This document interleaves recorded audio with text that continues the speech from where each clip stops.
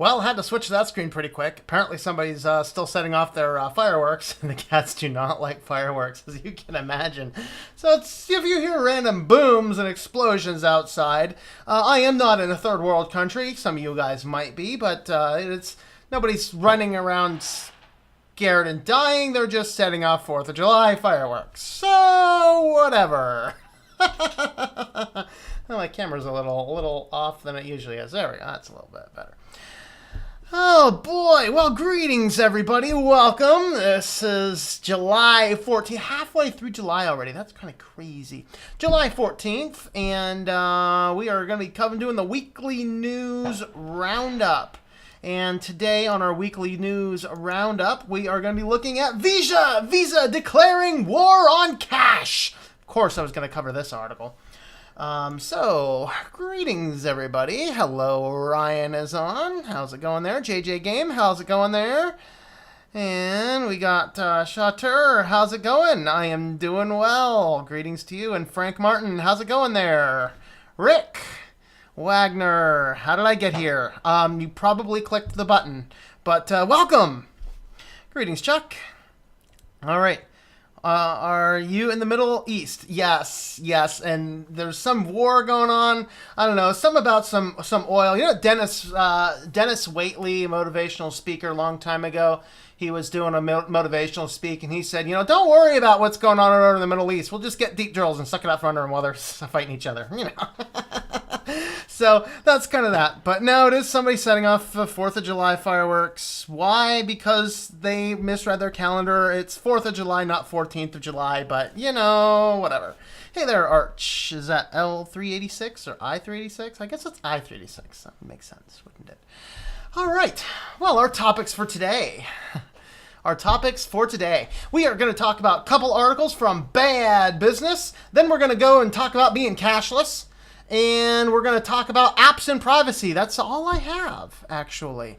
Those are the topics I have. And I actually pulled out a few more articles. Rather than just picking out one article on the main topic, I actually pulled out a few more articles to talk a little bit more about that. I thought I would experiment with making sure that the bulk of what I talk about today is going to be talking about the theme item. So that's kind of what we're going to be doing there. So that is that. So let's go ahead and jump on over to our Bad Business. Once again, I'm going to use my corporatocracy banner. These are not necessarily corporatocracy. I got to build a bad business banner. That's what I got to do. I have Bad Business every time. I do not always have corporatocracy news, but it works. All right, so this is exciting. Walmart is now punishing its suppliers for delivering early, and the article doesn't say, but also late. So if you don't follow how Walmart negotiates the prices, they're like serious bullies. They'll be like, yes, we'll take 70 million of these things. And then the people will be like, yay, 70 million, $1.50. Oh, no, those are $1.25. Well, if you're talking about a product going from $1.50 to $1.25, and that's what they're paying, but they're already kind of agreeing to the 1.5 million whatever loads, that is a significant chunk of change. That is taking those small businesses and laying off half of their staff worth of income. Or that could very well be 99.9% of their actual profit because they can't afford that. When you sell a widget costs money to make. Okay, they don't fall out of the skies like manna from heaven. A widget costs money to make. And so you take this widget and it costs an X amount of money. If that widget costs $1.15 to make, and I plan on selling that widget for $1.50 to Walmart, we go through this whole negotiation deal, and then Walmart comes out and says, oh, no, we'll still do the deal, but it's going to be $1.25 now. Now I'm making 10 cents per widget.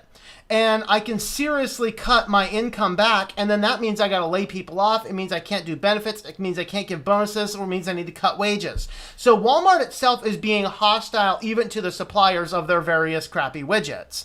But this one here is like an extra alternate low. So Walmart will order XYZ products, and then what they're saying is if those products either arrive there on time, like early, if they arrive there early, a day early, or if they arrive there a day late, or if they arrive there on time, but the packaging isn't exactly the way you want, they're going to hit you with, I think they said something to the effect of 30% or something onto the bottom line. Where's it at? Oh, 3%. Adds a 3% penalty. So if you're talking about a 1.5 million, 3% penalty, you're into $30,000-$40,000. That's somebody's salary for an extra benefit here. All to do what? The program, look at this. The program labeled On Time in Full aims to add $1 billion revenue by improving product availability at stores. That's their goal. Make an extra $1 billion. Yeah, we really need Walmart corporate to make an extra $1 billion. There's a win for Walmart. So I'm calling this bad business. Maybe this is close. No, this isn't corporatocracy. It's corporatocracy when they convince for those not aware of it, corporatocracy is when the business interest controls the public policy. So if Walmart were to be petitioning Congress people in order to pass a law that says that these people have to do it, and it's an industry-wide thing that benefits all of these people in the supermarket industry, that would be corporatocracy. This is just bad business. So this is Walmart once again. So you know, I mean, I still do shop at Walmart. I gotta confess, I think I was I there yesterday? I needed something that was close by there, and beat driving an extra 20 miles to Wegmans, which honestly isn't a lot better. And so, but I try not to support these, especially in the summertime here. I try and support the farmers markets, the local farmers, way more than I support the big businesses and things. Not that I want them all to go bad, because actually one of the articles I threw out was what happens when Walmart leaves a town. It leaves it destitute. Like, I think of the little town that I went to college in at Edinburgh.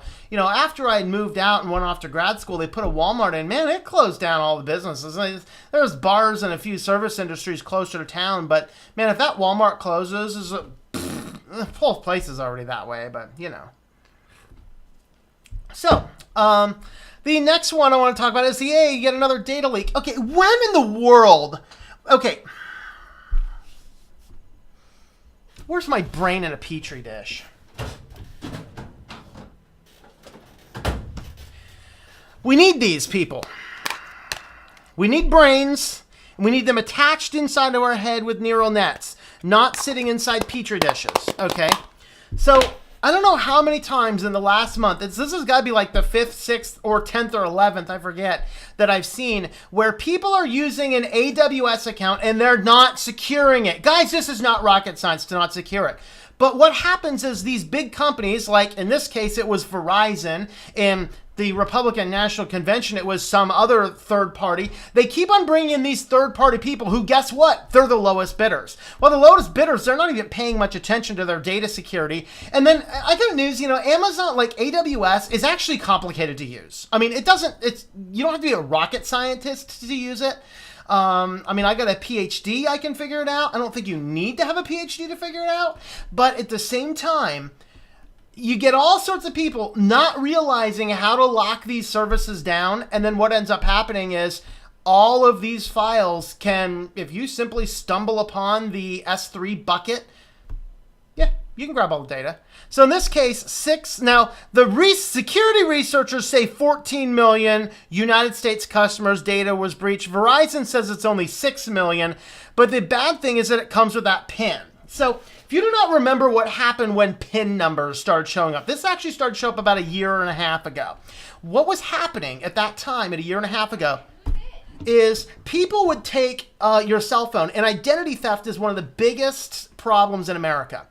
But with your identity theft, you could print off a fake ID. You could walk into Verizon and then using what is called a social engineering hack, which basically means you go in and convince some low-level employee, because they don't care to be there anyway. In fact, Verizon's on strike half the time I drive by their store. You get in there and they have this, you convince the guy that you are this person, you have the ID, and what they can simply do is take your existing phone, kick it off the network, give this new person who just stole your identity a new phone, new SIM card. Your phone is completely deactivated. Now the identity thief has your phone. Okay? When the identity thief now has your phone, guess what? Every account that you have utilized, two-party authentication utilizing a phone, now they can feign losing their password and reset every one of your accounts. And that is why you never, ever, ever use your cell phone as a means to do two-factor authentication. Use a YubiKey or use an totally separate phone on a totally separate network, no way connected to you, and nobody has that information. That's what you do. That's what you do. You gotta fight these hackers and these spammers, because what happened is when people were stealing the identities and going in and committing the social engineering hacks to steal a phone, basically buying a phone in your name to steal all your accounts, that's when Verizon started to put PIN numbers on accounts. Well, the PIN numbers were compromised too. Some of them were compromised. Some of them were compromised in the basically in the they were masked, but a good number of them were not masked. So if you have a PIN number on Verizon, you should think about changing that and change any other place you're using that PIN number. So that's exciting. Now, I love the bottom of this article. Of course, this is just some stupid third party, probably lowest bidder, in misconfiguring another SW3 bucket. I'm wondering if we start to need regulation about who can put what on an Amazon AWS cloud, because I'm really sick of people sharing it with third parties where the third party is the lowest bidder, probably foreign, and then we end up with data hacks. Here's the very bottom. Now, this is from the this is here from UpGuard. So NICE Systems is a third-party contractor responsible for the leak. NICE is technology used around the world by governments engaging in surveillance of their citizens. Due to the nature of the cloud repository, it's not possible to tell how many times the data has been found by others prior to our discovery, and Congress will have questions. This is funny. So at the bottom of this, by 2020, 60% of digital businesses will suffer major service failures due to the inability of security teams to manage digital risk. Yeah, 100% of us will be hacked anyway by then. Wow. Let's see what people are saying in the comments.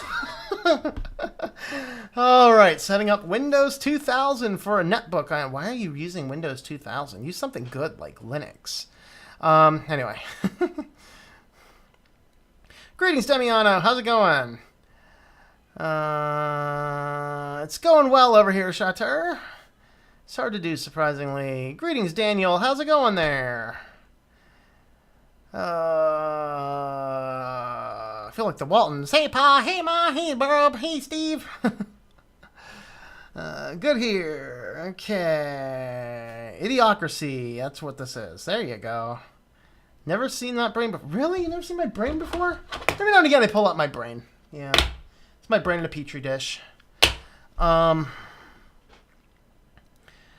I hate on-time inventory. I used to work at a warehouse. It was stressful pushing inventory, having it ready as clients wanted within hours. Yeah, right, Kitty? Is that crazy? Yeah, is that crazy? All right. Let's see.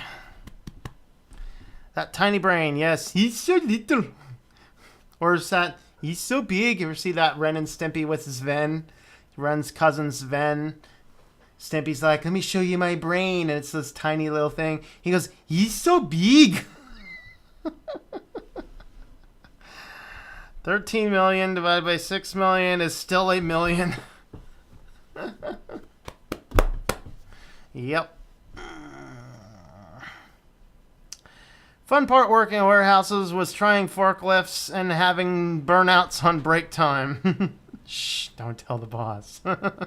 Just hope he's not watching.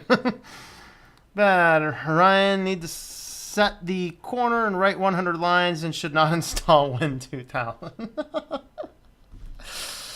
Oh boy, oh boy, oh boy. Are we ready? Are we ready for our feature article for the day? This is exciting. Like my things here.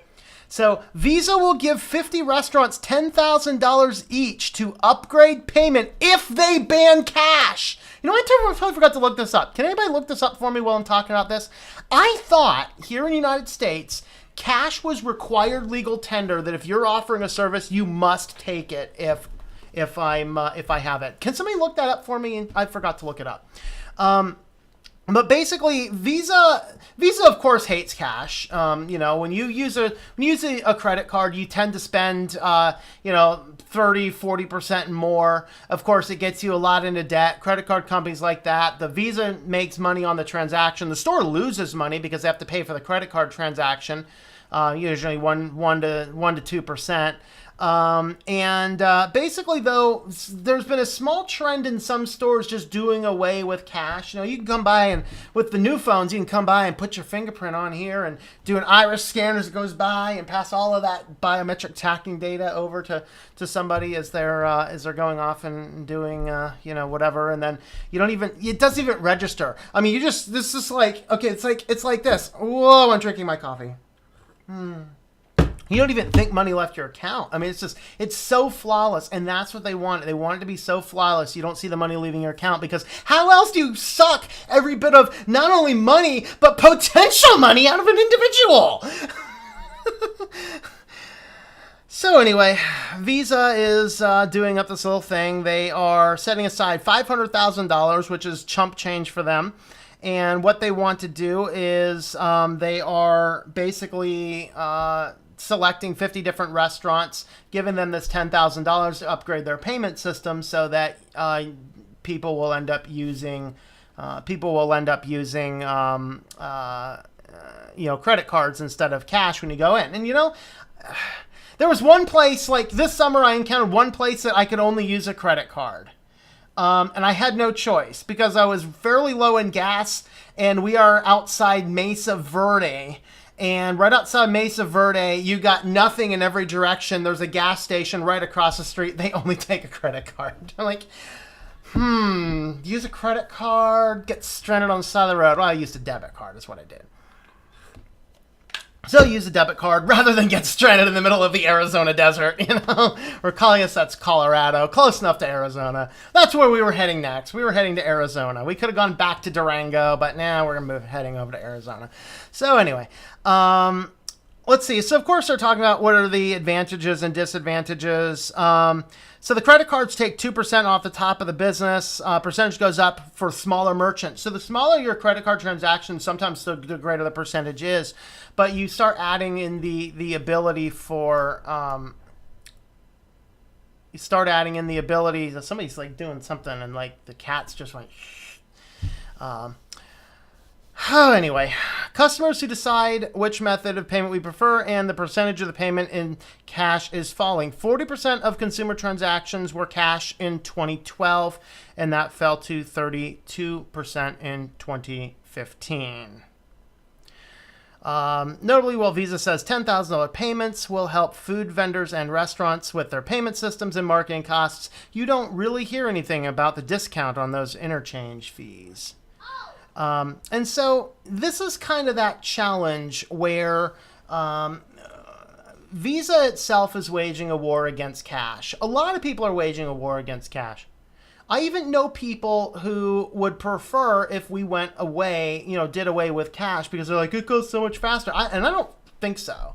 I mean, especially if we have more math going on, whatever else, you know, people will actually get better at doing math and exchanging things on a receipt. I mean, that's just the way it is, you know.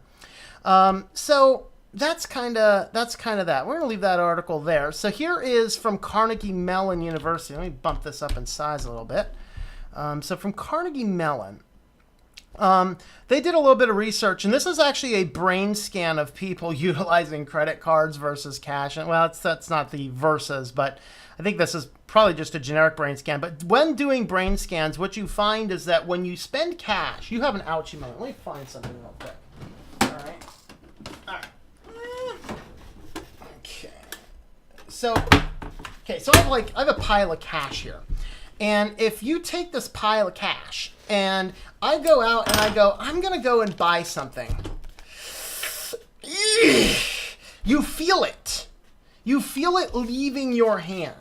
Okay, but our current credit card systems with all of these various things are getting so easy to come by and you just swipe, or you brush off, or you just and you're out the door. But in reality, sometimes these systems are just a little slower. Now with these chips, you put them in there, it like takes a minute to authorize. Like, who thinks this is faster? All right, but according to researchers at Carnegie Mellon, people spend money till it hurts. So the study appears in the journal Neuron about brain psychology, and is the most recent for the emerging field in neuroeconomics. Now, I do not know when this article was published. It was 2007, so this is a 10-year-old article. Just letting you know for that. So this looks like the mental process of the drive economic decision. Researchers suspect their study may help explain why people spend more with credit cards than with cash. Quote, credit cards effectively anesthetize the pain of paying.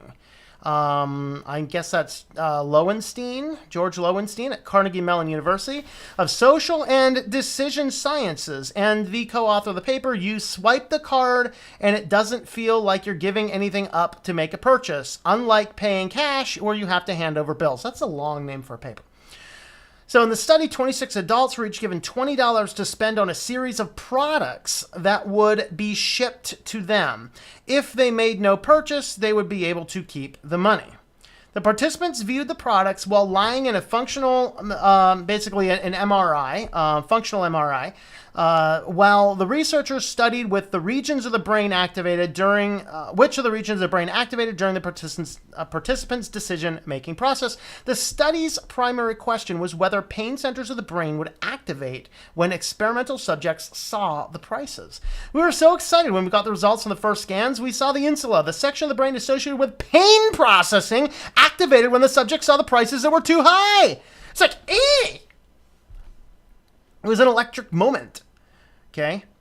They were especially excited when they found that insula activation discouraged spending. So you see the price tag. It's pretty high because you got this cash in hand. The pain receptor comes on and you decide in that moment of that pain not to spend the money.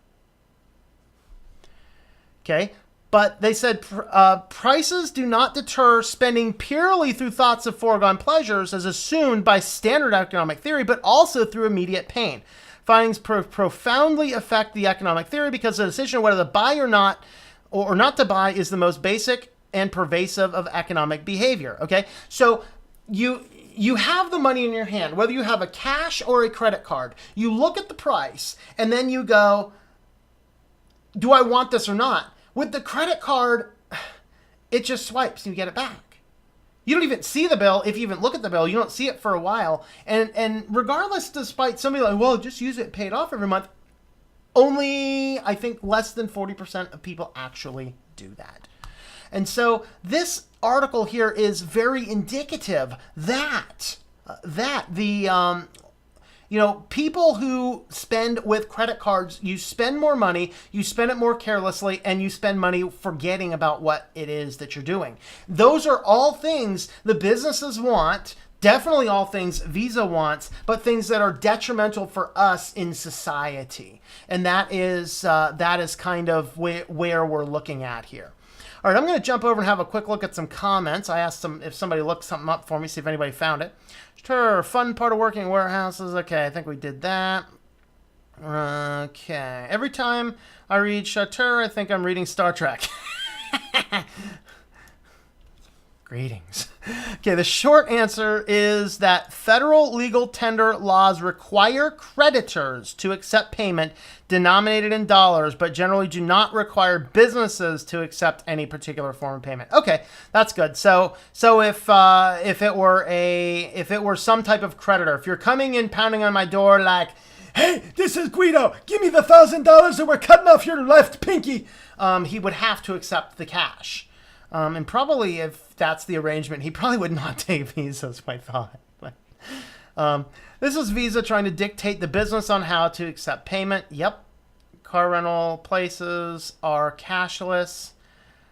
Okay. Neither 31 USC Section 503 nor any other federal law requires a private business organization to or person to accept cash in exchange. Okay, cool, thanks. Well, thanks, guys. I appreciate that. 2 people confirm I was incorrect. I must adjust my thinking accordingly. Awesome. Thank you. All right, so what happens if transaction fails? Like we had with Interact. Their servers were having issues last week. Same thing that happened, it was, I think it was like 3 or 4 years ago in the Midwest, and the welfare system went down and basically was reporting nobody had any spending limits. It's like, you're on welfare. You only have a certain amount of money. And what were people doing once they figured this out? Oh, they went on a shopping spree. One governor in the whole mess, like 4 or 5 states were affected. One governor kicked everybody off the program who did that. Nobody else stood up. It's like, guys, you know you're on welfare. You know you don't have enough money, and the television doesn't qualify. Why are you trying to buy a television on welfare? But a whole bunch of people did it. And then as soon as the systems were fixed and word spread it was fixed, welfare people abandoned their carts all over Walmart. That is entitlement mentality. You can look it up. It happened a couple years ago in the Midwest here in the United States. I went to, with Polytech, developed a contactless payment system. Makes a lot of money. Nice. How much is that pile of cash? I ain't telling you. Anna. Greetings, Anna Rita. How are you? I think my brain has the devil and the angel. One goes by, the other says no. And I go, screw you, brain. Bad brain. Bad brain. Bad brain. Okay. When you spend cash, you think about it twice. Absolutely. Sounds devil Dave Ramsey to me. Yes, use cash, people. You'd be better off because it sees your bills going, and it is a sad view. When cash is gone, we are doomed. Bitcoin and the like will be the only salvation. Oh, boy. My TV is 22-inch LCD, 5 years old, and I'm in love with it. Okay.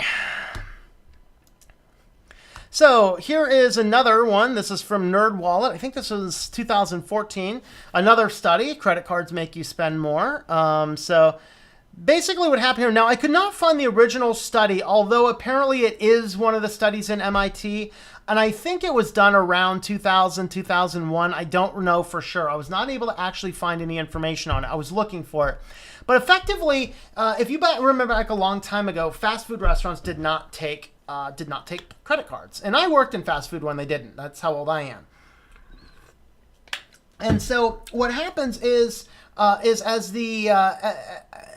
as the system progressed along, McDonald's is like, well, what happens when somebody does? And so, like they usually do, one restaurant will get the Black Whopper or whatever from Burger King as a test, and one restaurant will get this as a test, one restaurant will get that as a test. So McDonald's set up a test with a few restaurants. They put in credit card processing centers, and they found that the average ticket went from $4.50 up to $7. So they're like, well, $4.50 up to $7, that's about a 40% or so increase in bills. If the same number of people come in, we will increase our sales 40%, our bottom line. That's pretty significant. And so really quickly, they pushed it out everywhere, and then everyone else followed suit because it's a reality. Why is it McDonald's started taking credit cards? It wasn't just for the convenience of the customer, except it was because A, more people can buy McDonald's if they will take credit cards, but B, they realize that people spend more on credit cards at McDonald's than if they spend with cash at McDonald's. In fact, Dave Ramsey in the Financial Peace University class, he uses the analogy. He says, if you go in with a credit card, you're like, supersize it and throw in the apple pie and I'll pay for his behind me. But if you go in and you're paying cash, you're like, dollar menu and you're on your own. And that's kind of where we get to, because we do not feel that moment when the cash leaves, or when the money leaves our digital accounts. We don't feel it with the credit cards, but we feel it with the cash. And that is kind of the thing. But of course, that also means that more money is being spent, and that's really why Visa is pushing it. Because Visa, remember, every single time you swipe that card, use PayPal or whatever else, Visa gets a percentage of that sale. They've got motivation. $500,000 that they're setting aside to do this in 50 businesses will probably turn into about a $5 million profit within a couple of years.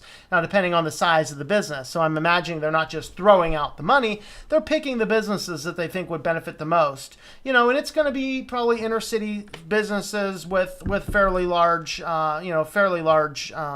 markup on their materials. All right, so credit card buyers put focus over benefits, and then, okay, so just some basic things there. Now, I pulled out a few articles here. This is actually a PDF. This is an article from 2001, so this one's getting back about 16 years old. And basically what they did is they set up a series of experiments. Now, this one's not as real world as I would like it. But what they did is they set up a series of experiments to show that if people had the option between credit cards and cash, they would literally spend quite a bit more on the credit cards. So looking at figure 1 here, so basically what they did is they had people either using cash only, using credit cards only, looking at 3 different sporting events. What is the price of the tickets and whatever else. So you can see that the cash versus the card translated into a higher spending. Okay, 100% down to about 60%. Now, the other article here, and I wasn't quite sure I was fully understanding this experiment because it looks in a way like it's kind of reversed on this one or this one. I think that what it was is this is just any 4 random digits. I think that this is actually the cash one, but they had to give 4 random digits. I wasn't sure what that was. But this one over here is they were actually utilizing a credit card. So this is the cash one. This is the credit card one. And there's some differentials you can read about it. I didn't quite get this table, but this one here, they said in their discussion it did seem to finalize that. But I didn't get a chance to dig in that in full detail. Just, disclaimer that part does appear on the surface to contradict what I'm saying, although they'd say in the article it does not. And of course, here credit cards encourage extra spending as the cash habit fades away. So just yet another article. This one's from last year, March of 16, just looking at the same exact stuff, just, credit cards, you spend more money. And so whether it's putting stuff on auto pay, and that's a different order. Like, we're just talking about going and manually doing the transaction. What happens when you put stuff on auto pay and you don't even realize it? That is kind of gets crazy. And so you get kind of that kind of stuff going on. All right.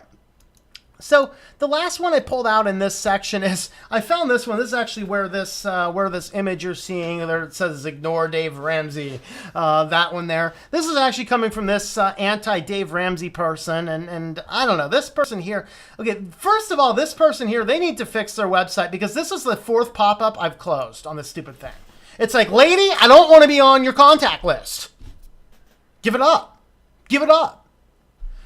So anyway, throwing Dave Ramsey's name and things gets you SEO. There's still only 63 shares, 13, 14, Pinterest 36. So probably not a very popular blog. It probably just showed up because Dave Ramsey's name is on it. But she's a very anti-Dave Ramsey person. No credit score needed. Sadly, Ramsey's article. Let's see what article she's quoting from Dave Ramsey. Have you said these 6 things about your credit card recently? All right.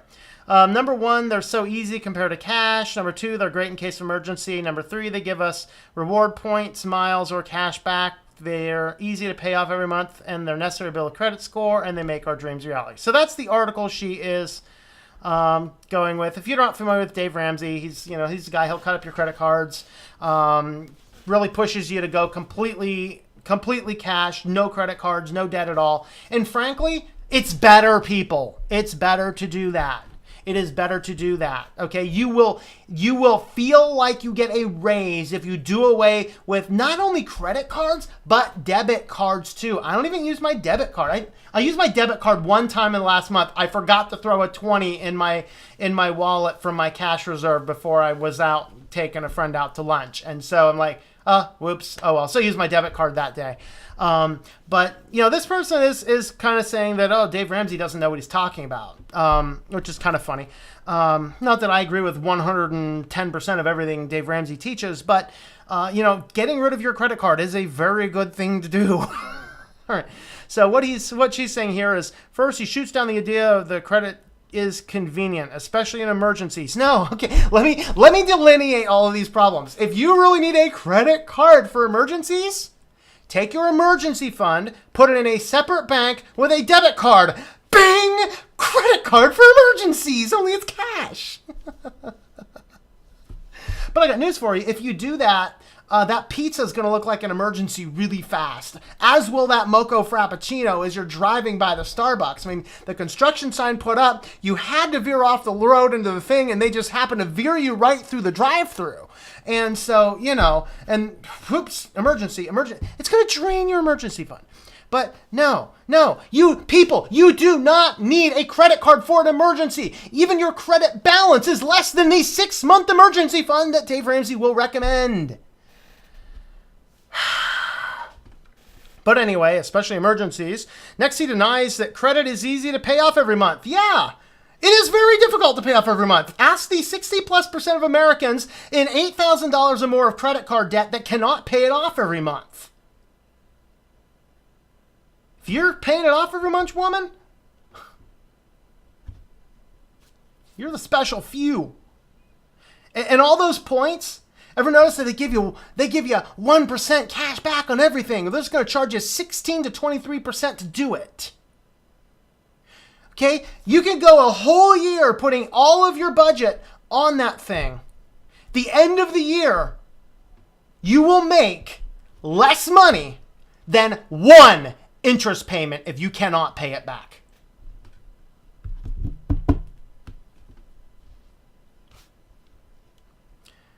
Another piece of advice is downright dangerous. It's the one that relates to his idea you don't need a credit card, need credit to get by in life. Flat out dangerous. You know, there's a very few things in here that she might be. Okay, let's see. Quote, you can qualify for a mortgage, rent an apartment with zero credit, which will happen eventually if you stop borrowing altogether, writes Ramsey in his blog post, and everything else, even cars, pay cash, no credit score needed. Yeah, okay, I got news for you. You can buy cash without it. Even in my town, which is a credit-heavy place, they really look at credit scores here. But if you don't have a credit score, they look at your assets. Yeah, this guy's got $30,000 in the bank. I think that he can come and rent an apartment here. You don't need a credit score for that. Okay? You don't need a credit score to buy a house. It's called manual underwriting. Now, she's like, this weird, non-traditional environment. No, it's called manual underwriting. Okay? It's a specific thing. All right? So why you might need credit. Ooh, this will be good. Well, paying cash for everything in your entire life is a noble idea. Excuse me, I need to find a crown. Whew. It's not reality for the majority of Americans. Yeah, because we keep on throwing every bit of dispendable money on Frappuccinos and Netflix, people. Get on a budget, look at how much money, and cut out the things that are not important for you getting by. And if Netflix is not important for you getting by, hey, instead of sitting at home on the couch watching yet another Netflix TV, why don't you go get a second job? Or a hobby. Oh, boy. Paying cash for a cheap car is smart, but paying cash for a home can be close to impossible in all but a few circumstances. Correct! That's why you use manual underwriting with a 20% or more down payment. Trust me, you go into a bank with 20-30% cash, absolutely no debt, you look like somebody that can probably make payments on that house. You can qualify for a mortgage without any type of credit is, again, very puzzling. No, it's not. Just if you go to Wells Fargo where they open up an account without your authorization. I'm going to need to go on fire here. I'm going to light myself on flames before the end of this. Okay, according to the U.S. Department of Urban Development, it is actually possible to get a mortgage without much credit or credit score. Okay, sure. When you don't have a credit card, this means they'll consider your payment history. Manual underwriting. Still, this is a certainly hard road to take when it comes to buying a home and securing a mortgage, which is why it makes a lot more sense to take advantage of small amounts of credit to build a solid history over time. No. Normally, buying a home requires credit, so establishing credit for is very important, says Bob Morrison. Is he related to Jim? Of Littleton, Colorado. Yep, he's related to Jim. You don't want to go crazy and buy things that aren't within your means, but at the same time, using credit is prudently is wise. Yeah, wise for the credit card company. Of course, there are plenty of ways to establish credit without an actual credit card, but if you're not taking out a car loan ever or borrowing money in any capacity, those other means will be much harder to come by, and when you never borrow money, even for the sake of building credit, the paper trail known as your credit history can be almost non-existent. You know, if you're saving a good percentage of your income, you have a 6-month emergency fund, you have no debt, you own your house, You own your car. You have very low interest. Well, maybe you're still making some payments on your house. You know, you don't really have the need to go out and get a bunch more money. What are you going to do? Like, go out and borrow $50,000 to go to Vegas? People who are wealthy do not do that. Credit card, on the other hand, can show years of responsible credit with almost no effort on your part.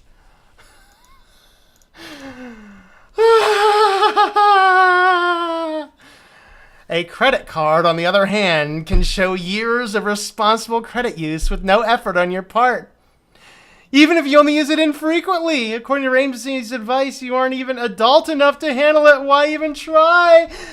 No, if you listen to him, he says be an adult. Don't do it. Yeah, it's effortless. So effortless, you'll swipe, you'll swipe, you'll swipe, you'll swipe, you'll swipe, and then you will wonder why you are $8,000 in credit card debt. Your monthly payment ends up being so high, you have to go hungry. And of course, you're throwing all your money on cable TV and Netflix anyway, so what's the matter? Let's just go ahead, borrow the extra money on a HELOC on a house and take a Disney vacation because I deserve it. My life sucks. No. Get on a budget, live on cash, and be wise. Do credit card rewards actually amount to anything? Another 2 myths. He shoots down. He simply doesn't understand why, because he doesn't use credit to begin with. Yeah, okay, so Dave Ramsey's shooting down the idea of mile points because he doesn't use credit cards. So he must be ignorant, yeah. They give us reward points, miles, or cash back. They make our dreams reality. Credit card companies are just marketing geniuses, writes Ramsey, with the reward systems that appeal. Yes, they are marketing geniuses. Hey, oh wait, she's quoting Dave. Well, that may be true. Credit card rewards do actually help people get ahead in a myriad of ways. I need some coffee, excuse me.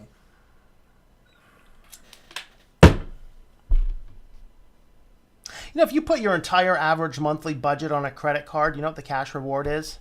$2. Half of a small Frappuccino at Starbucks. But if you miss the payment on that 1 month, you're looking at a $75 interest payment. Maybe $50. Is that worth it? If you play with snakes, eventually you're going to get bit. Oh, so if you really think that this will not, you know, your dreams, your credit card company will not make your dreams come true, just ask Brad Barrett. I wonder if he's related to Sid.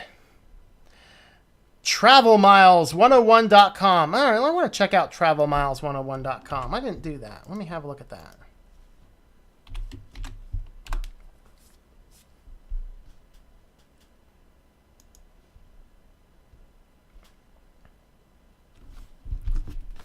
No, I don't want your crap. I want to go to your website.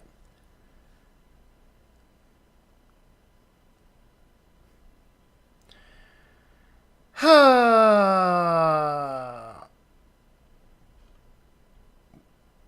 think this is just a blog telling you to use your credit card. This is a blog. Free course sign up. How much would I bet the free course sign up isn't free? Ooh, maybe it is. Yeah, I just have to give him my email address. No, thank you. Wait. Let me see that again. Enter your email address. Click the button below. Get started. Saving big with Travel 101. Yes, send me lesson 1 now.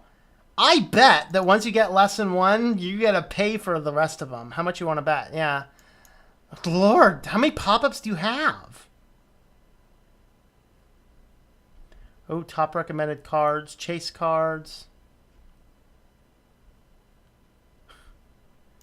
Yeah, so that's a guy. She's telling us to go and look at.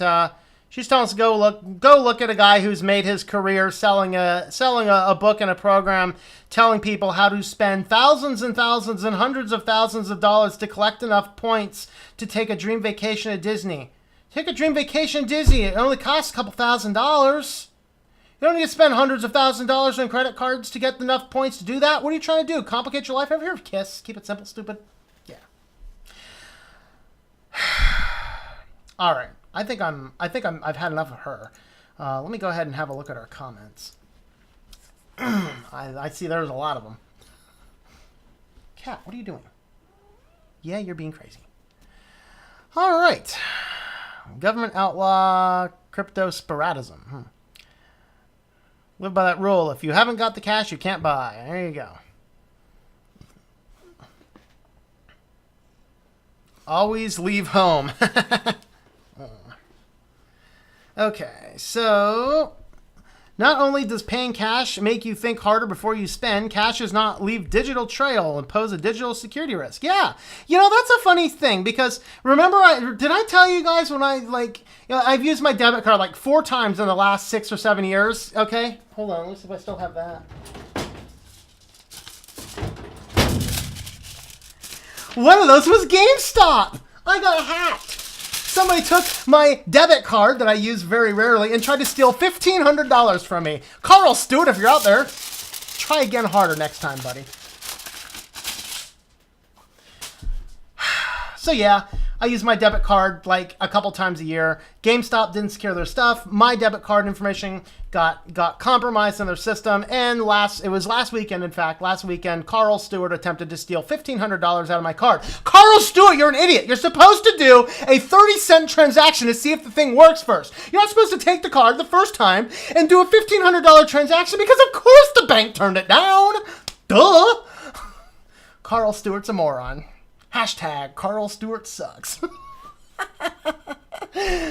Local county Republican Party uses Square to take cards for things that we sell. We take 3% hit on every transaction. Yep, Square and PayPal. Those ones that don't require a true merchant account will take about 3%.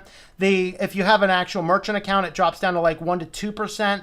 But there is a certain fee. It's like a couple dollar fee per day to use the system. So every day you use the system, you pay a couple dollar fee plus the 1%, and then there's a few other things.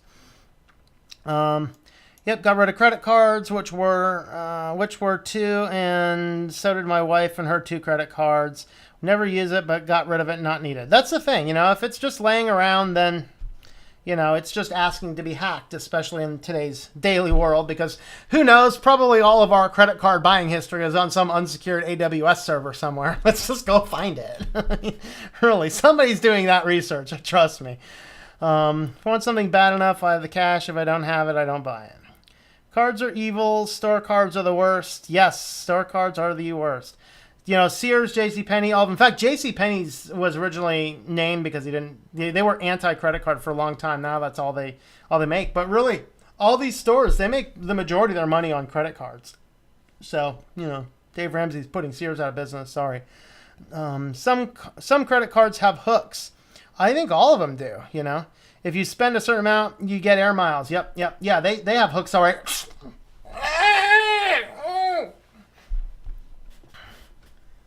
You got hooks, they're fishing for your wallet. The first time I just got a credit card, Visa debit, a few months ago. Careful with that thing, Matthew. Well, if it's a debit card, you're a little safer, okay? A debit card's a little safer, but still you don't want to use it much. You want to get out of the habit of using any type of plastic, whether it's coming out of your account directly or anything. Use physical dollar bills. Yeah, I know, you can lose them, you can get robbed, blah, blah, blah. You know what? Nobody's actually yet stuck a gun to my head and said, give me all your money. But Carl Stewart last week tried to steal $1,500 from my account. Some other person tried some other time. A few other people have tried a few other times. I think that the credit card's a little bit more dangerous here, people. One of my old professors was up in Montreal. He said up there, you bring mug money. Okay, you have your wallet in one pocket and you have your fake wallet with a 20 in your other pocket. When someone sticks the gun to your head, you give him the 20, he runs away. No big deal.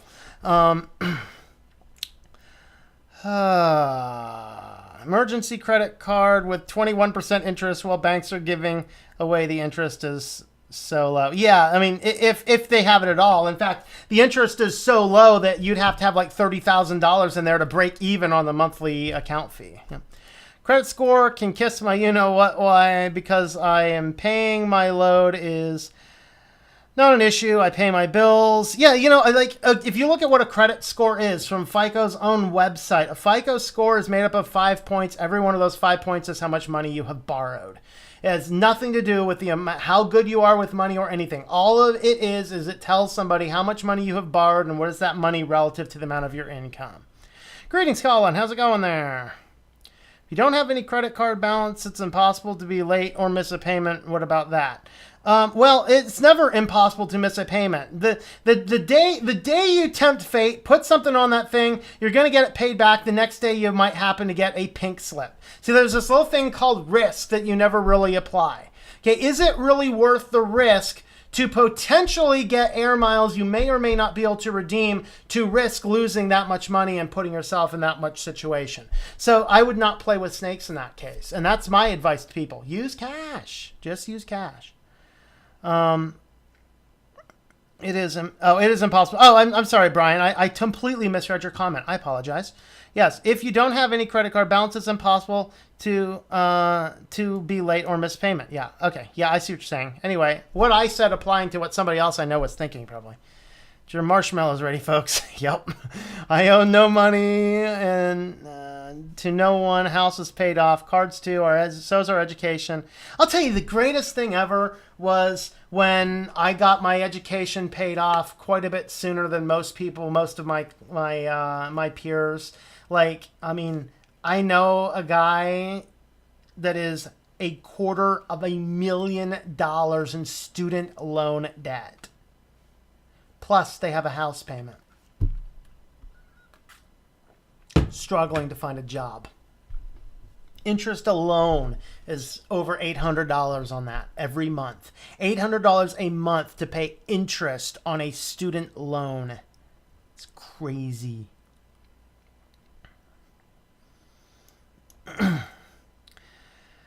World is full of marketing. Yes, that kind of marketing. All right. People buy a big jar and put all $2 and $1 coins every time you have them. Be surprised how much money it's worth. You know what? That's the thing. I had a friend, like a lot of friends growing up, that every friend that I ever had that threw their change when we walked out of the store, those guys are never really doing all that well right now, but I've always saved my change. And right now, this is kind of that motivation thing. I have a Dave Ramsey mug on my desk. It sits over here by my computer, and it's change. Because I pay cash, so I just come home when I go to the store with a pocket full of change. So it sits in here. 1 month's worth of change. I just took to the bank today. It was $16. So just dropped $16 in a savings account that was just change that was piling up for a month. So yeah, I mean, saving your change is a great thing to do. Now, don't go overboard. A friend of mine out west, he likes watching my shows every now and again. He was cleaning out his house. He had several ammo cans full of change. He takes them to the bank and's like, what do I do with these? Like, this is so much, we have to send it to the central bank. So they give him a money bag. It was $10,000 in change. Oh, boy.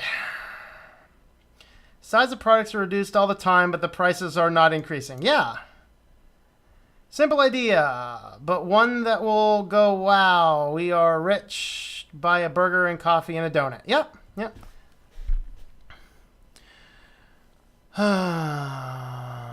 But one that will go, wow, we are rich to buy a burger and coffee and a donut. Not sure I get that, Anna. Clarify. I am scared to get a credit card. Good. I have saved you. Do not get a credit card. Go watch Maxed Out. Then you'll want to get one even less. Greetings, Lance. How's it going there? I agree credit cards are evil. They're the trap. Use cash when possible. Absolutely. More scared than when I use Windows. Amen! Woohoo! Success!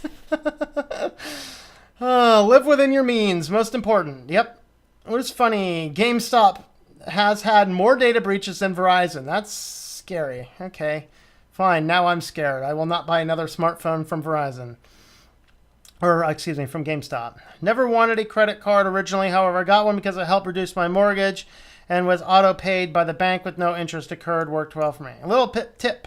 People, do not use automatic payment from your account. Just ask them to send you the bill statements. Go to the bank and pay the bills. All right, that's what I do. I don't put auto on anything. I was actually, as I was talking to the branch manager to get that card, because I basically told them, look, if you want to charge me $7 for reprinting a debit card because GameStop had a data breach, no. If you want $7, go to GameStop and get it. I'm not paying for it. And I said, if you have a problem with that, then cancel the thing. If it becomes a hassle, in my town, I don't know how they did this, but this town actually has as many banks as bars. I'm not quite sure how. Penn State has more banks or just as many banks as bars, but we do. And I said to him, if I'm not particularly happy with the bank anyway, so if you do not just print me a card, waive this fee, go take out a GameStop, whatever, then if it's an inconvenience, I'll open an account somewhere else, So he waived the fee for me, of course. But the thing is that the reason I bring all that up is, he's trying to tell me, he's trying to sell me on the latest stuff. So he's like, oh, let's look at your account. Oh, you could do this. And ooh, basically he wants me to take my current account, which it has no payments or anything. And again, once they start wanting to charge me for my account, I'm going to go check out all the other banks in town. I have a basic savings account, a basic checking account. That's all I got. And that's all I need. And if they want to start billing me for that, you know what? There's a bank on every corner in this town. I'll go find me a new one of them. And in the reality, something I can't do with my ISP, by the way.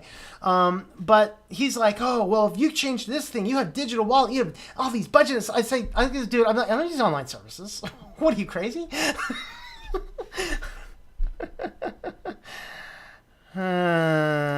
Say things are different in Australia than U.S. How so, Colin? I'm curious. Bank is the real devil here. 500,000 or 500? 500,000? Okay, anyway. No one should have to pay for education. Yeah, but it's just so profitable here in America because everyone's been brainwashed to go to college and then everyone gets the student loans. And then, of course, us taxpayers have to back them. And despite the jobs are kind of going down and kaput, college loan debt's going up because the tuition has increased like 30 or 40% higher than inflation. Textbooks has gone up like 400% higher than inflation. And student loans are just going outrageously crazy. Housing is going outrageously crazy because everybody knows you gotta go to college. It's the only way you're going to get ahead in life, and you got to borrow all the money to do it. And that's what happens. And so, yeah, I might be with you there. New Zealand, brother was the CEO at Bank of America. She sat a test and was offered the answers under the table. What? Teachers in New Zealand. Brother is a CEO at Bank of America. Her SAT test? Oh, okay. I don't know. What was the famous quote? Penny saved, penny earned. I think that was Benjamin Franklin. He was a very frugal guy. If you've never actually read Benjamin Franklin's autobiography, I'd encourage you to do it. You can go online using Calibri, find an online DRM free, completely free ebook version of it. You can do that. I think I might have it, actually. Riches we need are the riches of the soul. Amen to that. The rest is only the rest. Yep. Never auto pay anything. I want control of paying myself. Yeah, that's the problem. Is if a even if an honest mistake occurs, like your employer has an honest mistake and accidentally credits the wrong amount, well, you might get that taken care of in a day or so. But if you have an auto pay set and that goes off, boom, overdraft fees, non-payment fees, late fees. That one little error of your employer could very possibly cost you $100 in the bank overdraft fees and the payment late fees, and in addition to other things. And then do you think they're going to come back in and say, oh yeah, we're going to give you an extra $100 to your salary because of our goof up? No, they're obligated to fill the, to meet the need. That's about it. So that's it. Being frugal is cool. Absolutely. I love being frugal. All right. I think that is our last one of those. Let's see. Our next is apps and privacy. Apps and privacy. All right. So Amazon is quietly rolling out its own Geek Squad to set up gadgets in your home. So now if you go online to Amazon, you buy one of them fancy dancy Alexas that will listen to everything you say, spy on everything that you do, upload samples of your voice, the things that you wear, and even the noises in your bedroom at night up to their cloud servers. Now, as you go to check that thing out, they're going to offer you to have some weird stranger that's probably underpaid and underqualified come to your house to set it up for you.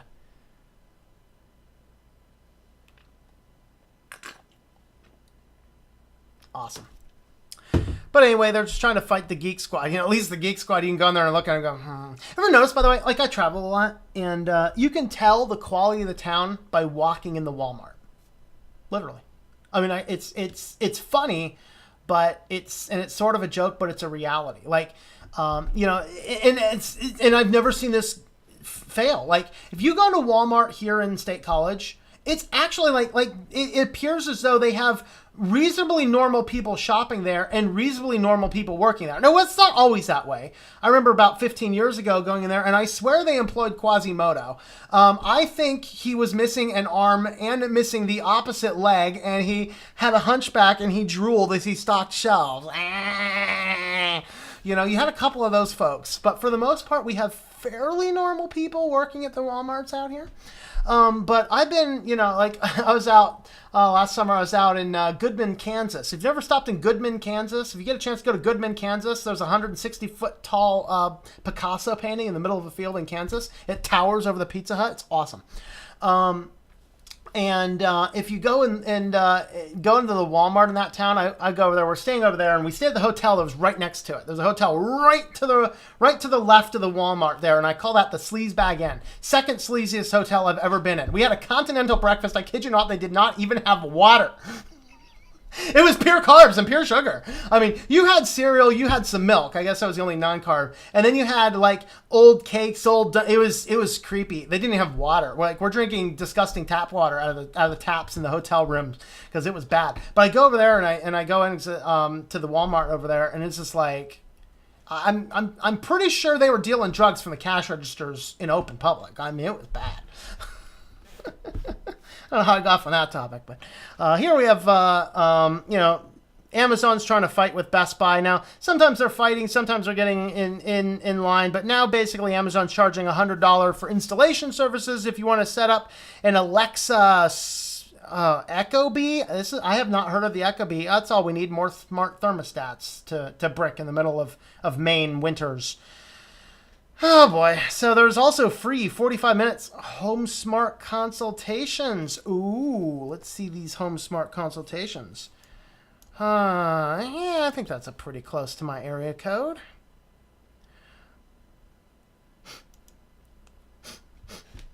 I can't get a free home consultation. Let's try the area code around town.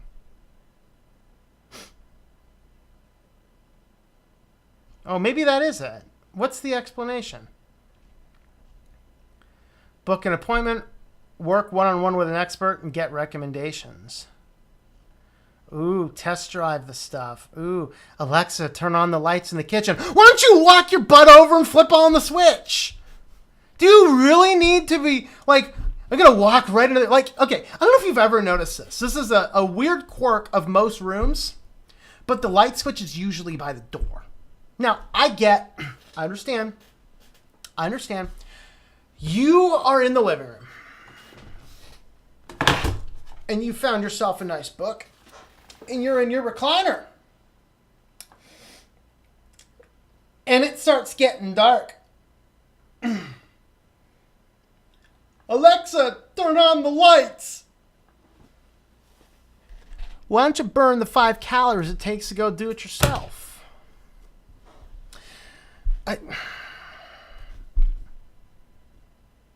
Oh, your personal tech hero. Well,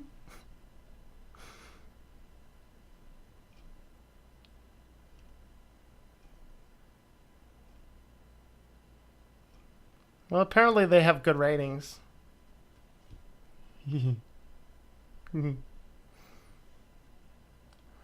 No, thank you to smart devices.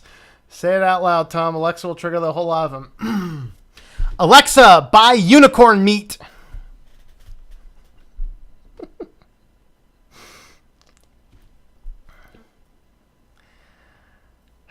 Geek Squad, code for I have no clue on how to use a computer, so I will convenience you that I work for Best Buy and show you I do. Let's see. Oh, Project Gutenberg has a free copy. Awesome. Very good. Yep. Geek Squad does not want to set up your devices, but also to know where you live and what you have. Yeah. You proposing under the table. Yeah. Best Buy don't like me snooping around. Tell customers don't buy certain packages. Chinese kois get permission to take millions of liters of water for $2 per year here in New Zealand. They even have smart pillows now. Yeah, smart pillows. I don't know. Happened to the clapper. You don't need Alexa. Because the clapper was so 80s.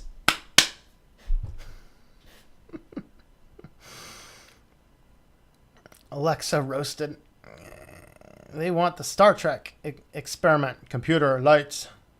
Alexa, get me a beer. My light switch is hidden behind the fridge, so I use a spatula to switch it on. Really? Dude. Alexa, take the dog out. Better be careful, man. I think, isn't there a smart pet door now? You put an RFID tag on your pet's collar, and when your pet gets close to it, the pet door goes. Oh, this one was interesting. National Ice Cream Day this weekend. So apparently Sunday is National Ice Cream Day. Why? Because it's the middle of July. It's hot, sell ice cream. I don't know about y'all down under. Is it? Yeah, it is winter for you guys, I think. So I guess it's national, though. It's not international. It's national. I apologize. Here in the States, if you live in the States, you have your excuse to go eat ice cream. You have National Ice Cream Day this weekend. All right. So this is funny because I'm actually gonna hang out with the kid I mentor this Sunday. So like, hey, we like ice cream. Let's go out and see where we can get some ice cream around town. McDonald's. We got a McDonald's in town. We got a couple of them. The Golden Arches is getting into festivities with an offer for free ice cream cones. But first you have to download McDonald's mobile app. Remember when we covered the McDonald's app originally? Basically, they're trying to get into the sheer data collection industry, collect all of this data by utilizing their apps. That's kind of what their target, what their goal is. And so, really, they're getting kind of involved here in just in really wanting to capitalize on this. So it's like, I may not go in and pay money for the McDonald's, but yeah, I'll download the app. Why not? Let's go ahead and have a look at the app in the Google Store, shall we?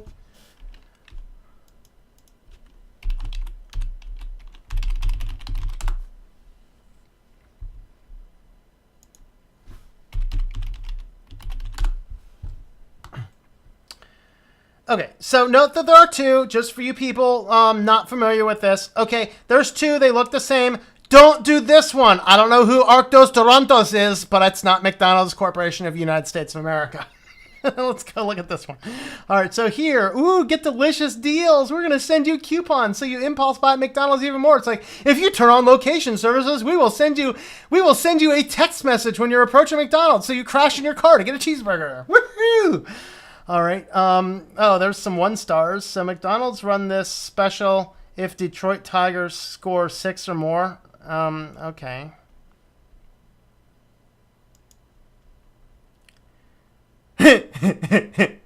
Find accounts on this device. Add or remove accounts. Find your contacts.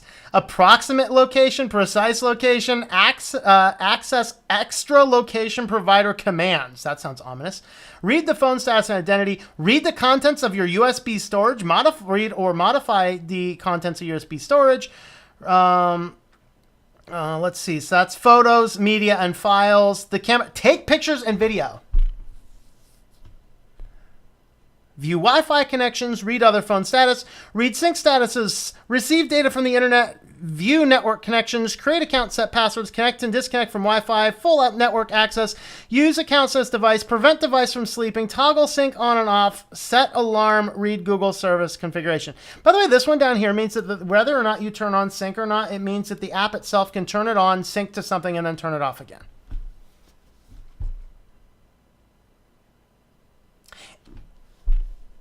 If you are going to download that app to get ice cream,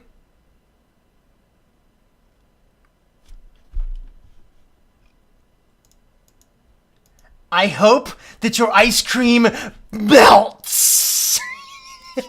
Okay, that is stupid.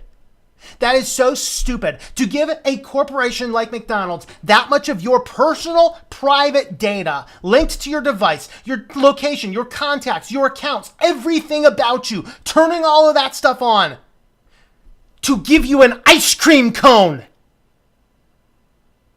An ice cream cone, people. You want to give McDonald's full access to your device for an ice cream cone? For the love of God, help this country.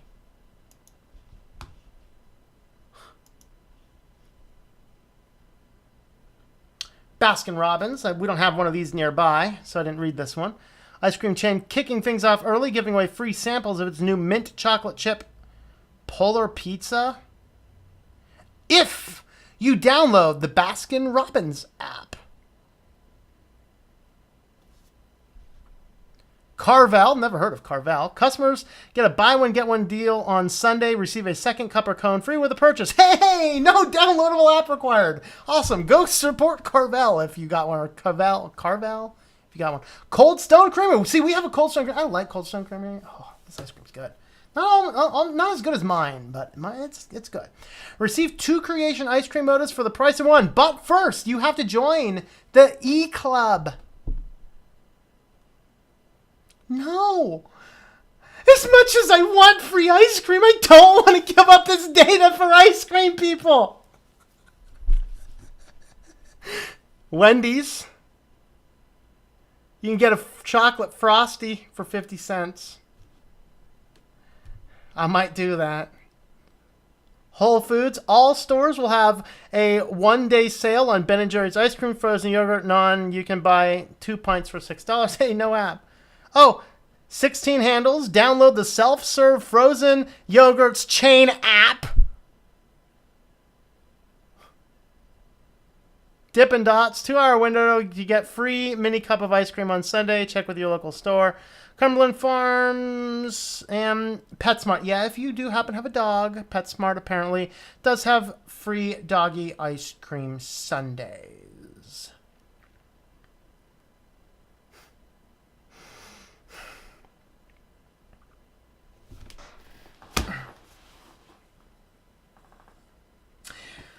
I have no more motivation for free ice cream day, folks.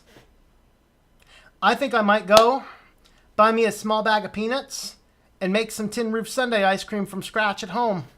I think that's what I'm going to do.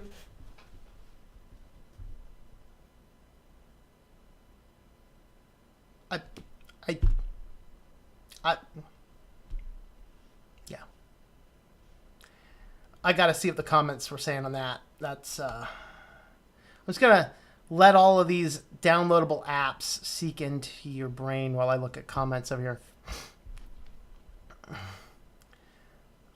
Alexa, vook for me. Clap on, clap off. Cook for me. Alexa, scratch my back.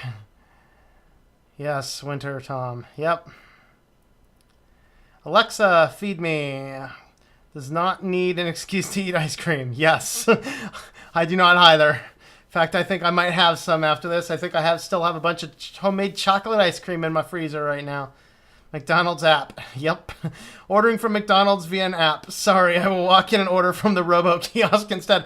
I don't know, but did you happen to watch what Level 1 Tech was talking about with those kiosks? And I agree with them. Do you realize how many people touch those kiosks? Oh yeah, I want cheeseburgers and yeah, oh yeah, I want one of these. Yeah, I want one of these. Yeah, yeah, I want one of these.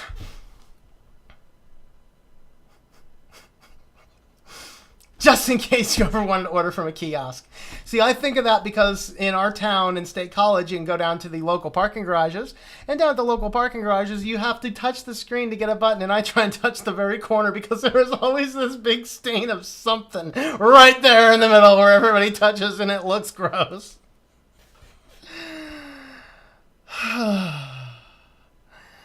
Do not eat, I repeat, do not eat McDonald's. Only if you knew the stuff. I mean, come on, you gotta eat some McDonald's every now and again because it tests your body's immune system. So McDonald's and probably others are using a free product as the hook to get you to download their app. Yep, precisely. Matthew, did you download the McDonald's app? Bismo is watching. Sounds like they expect you to be a kid with those lame apps. See, I'm telling you. But, you know, people do it all the time. Make your own ice cream. Better luck. Yeah, you know what? Am I going to be able to find that pretty quick? Oh, yeah, I can.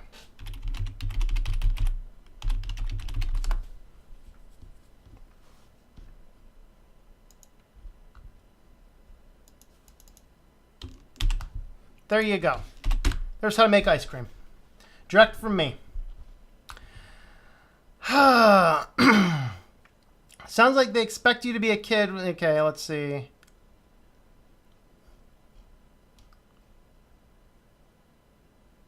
Can you deny permissions from...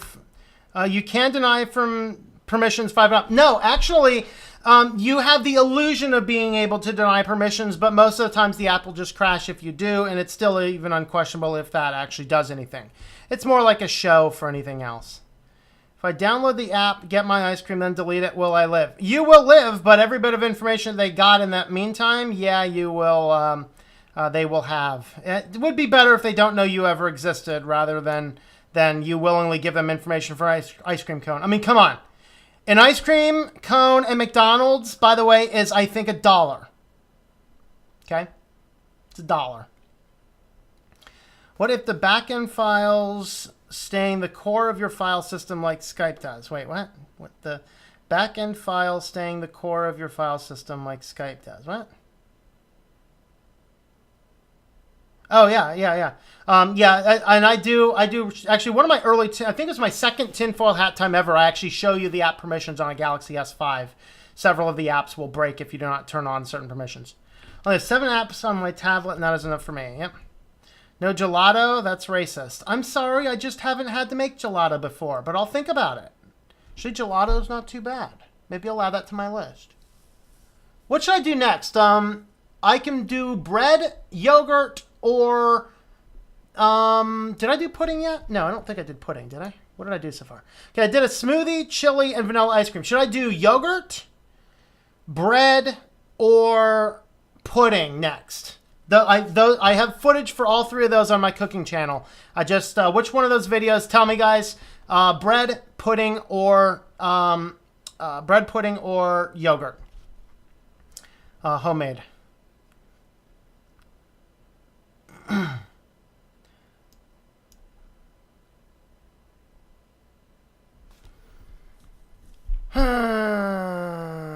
Okay, tin foil popcorn time. Nice.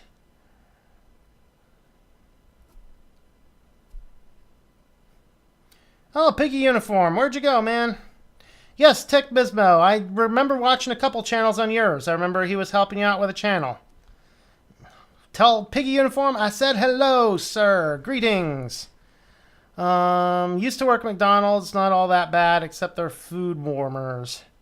I deleted the McDonald's app. Good.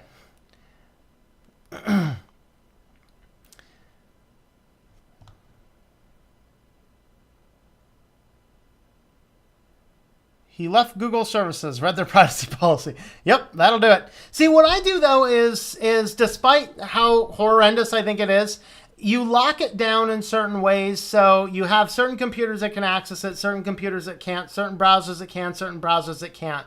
But honestly, you know, frankly, no, he's right. They're spying. And for me, it's a trade-off. I'm willing to let them spy on some things that I do. Now, by the way, with the new script I installed, they can't. Actually, everything from Google is blocked on this new script that I'm running on this.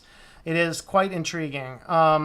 So, of course, they can check some basic things from what I'm doing logged into the account, which, by the way, is not this browser.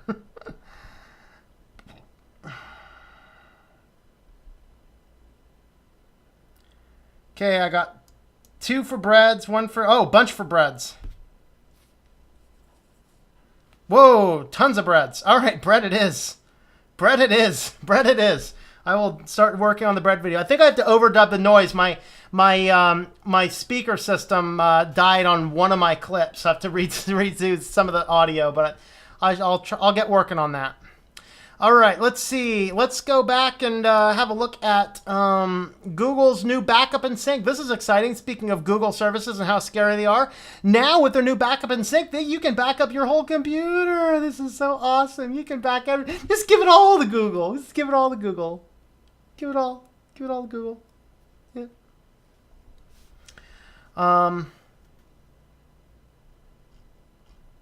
So anyway, just a brief article here. Basically allows you to select the various folders from your account, and then you can basically select where you'd like those to go, and then that will automatically auto-sync those up into your Google Services account.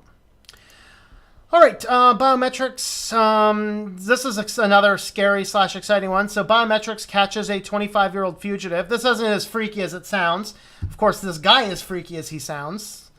Something really funky is going on right down there, just off screen here apparently, because his eyes are a little shifty. But you know, a lot of American DMVs are now using facial recognition software when you get your license. You know, scan you against known databases. And this guy tried to get a license under a different name. They flagged him as another name and ended up arresting him. But he was a 25-year fugitive. So you know, but of course. More on this kind of stuff, though. Right now, Department of Homeland Security is wanting to get everybody's face scanned that is leaving the United States. So this is a little creepy to me. This kind of goes back to a 2004 law meant to do biometric face scannings of foreigners coming in. Department of Homeland Security is trying to spread this on to United States citizens as well. Their ultimate goal is to, well, effectively get everybody into biometric facial recognition software. So, yeah, that's a little on the creepy side. And I don't think I want to talk about this article. Let's go ahead and just catch up on the comments. Oh, boy. Google wants to see my web history. They will be hound in a second. How would I run that script? All right. So what it is a hosts file. And let me go ahead and show you my desktop.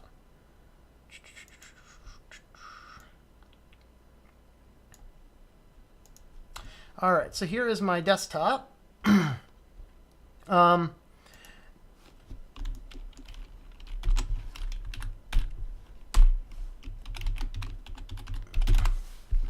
All right, so the first couple things, of course, I'm blocking things with some of my stuff. But then what you'll see here is I have a host file. What this thing is, I was looking for something that would block a lot of things. And so this script came from, here it is.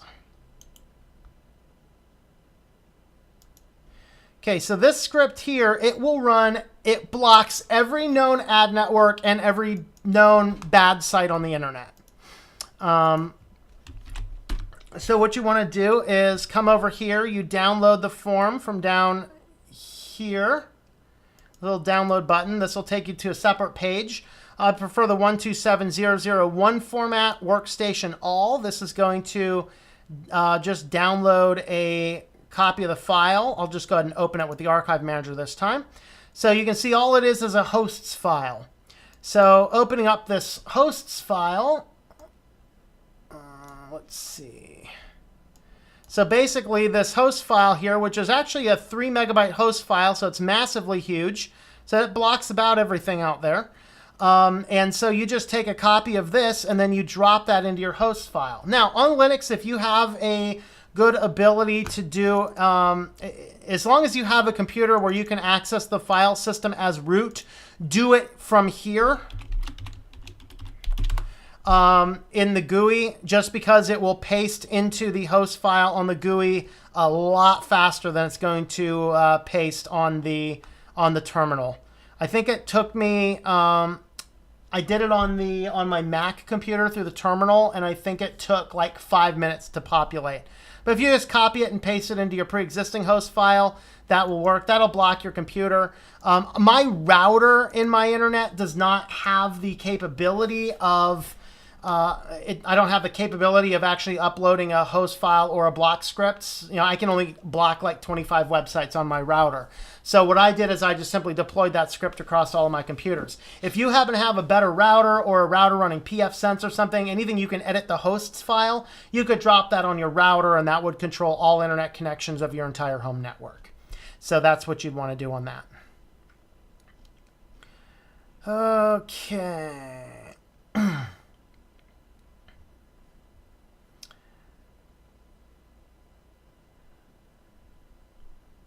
Cinnamon rolls. I don't have footage made for cinnamon rolls. I haven't made cinnamon rolls a good number of years. I should make cinnamon rolls soon. If you remove Skype from your PC or smartphone, it left back-end files in your system. Not on your smartphone, most likely. Your PC, yes. You'd have to go in there and clean that up.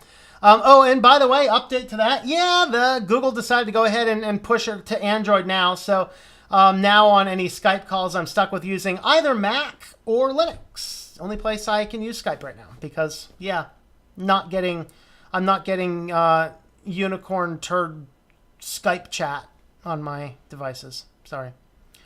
I say we miss Piggy Uniform and you will have good luck. All right. Good luck, man. Anyone miss Piggy Uniform? Yeah, I miss Piggy Uniform. He's awesome, man. Let's see. No Google. Nope. Not a 0-zip.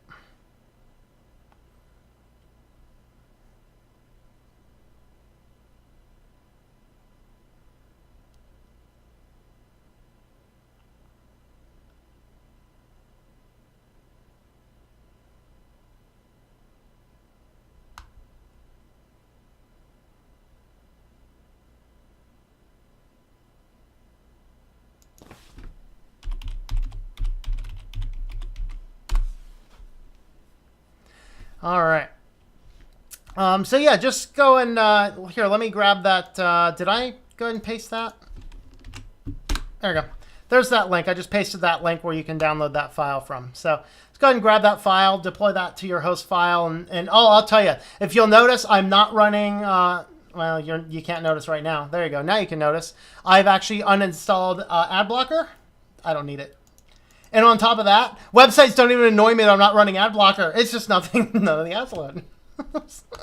Kind of it. All right. All right. Well, I think I've reached the bottom of the articles, except this one here. This is just, Trump Commission elections. The last one there is just Trump Commission elections, just like, yeah, don't send us your data. They were trying to collect data from all the states by having them send it across non-secured servers, if that makes any sense to you. But regardless, that kind of happened there. Where is the location to drop the host file? You want to drop the host file in Cedra hosts. It is a system server. You need root privileges or access.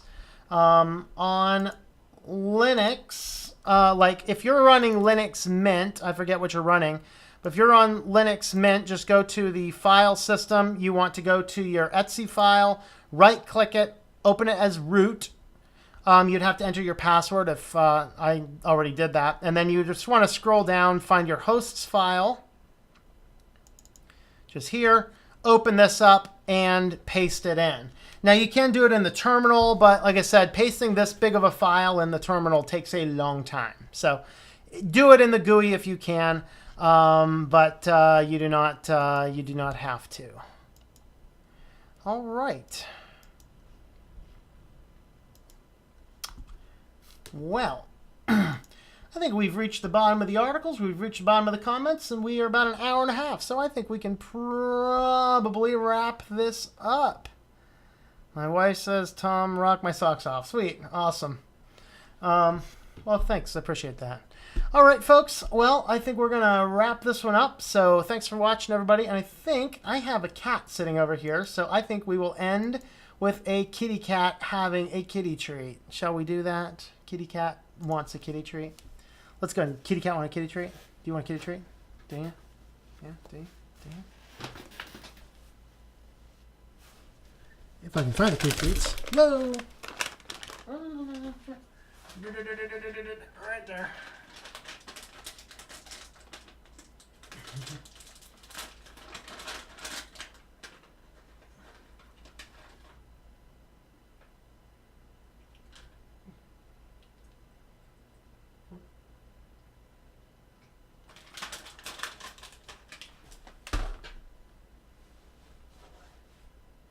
Bye-bye, peoples.